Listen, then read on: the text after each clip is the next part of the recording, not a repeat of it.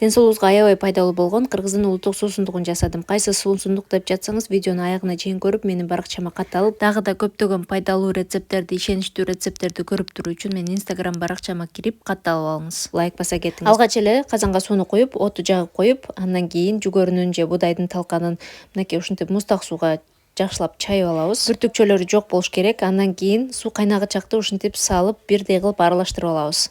Талканды салгандан кийин бат-баттан аралаштырып турушубуз керек. Түйнө тартып кетиши мүмкүн.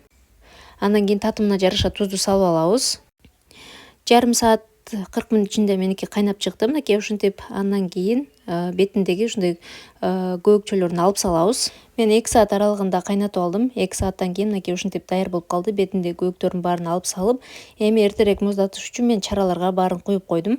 Жарма бир гана адам суусун кандырбастан ден соолукка да аябай пайдалуу. Ашказан ичек ооруларына жакшы, жана да тамакты жакшы сиңирет. Бул катыкталган жарма деп аталат. Андыктан сүт, айран, сүзмө, эзме курут баары менен катыктап ичсеңиз болот. Мынакей эми айранга мен тузду татымына жараша салып, биздин муздак болгон жармабызга куюп, жакшылап катыктап алабыз дагы. Сиз жарманы кандай жол менен жасайсыз? Комментарийге бөлүшө кеттиңиз. Видеом сизге пайдалуу болгон болсо, лайк басып, комментарий жазып, досторуңузга бөлүшүп, менин баракчама каттала элек болсоңуз катталып алыңыз. Даама аябагандай укмуш болот. Сөзсүз жасап, мени отметка кылганды унутпаңыз.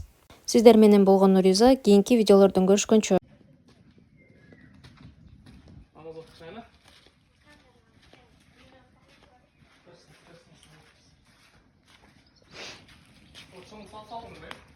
Men saldım.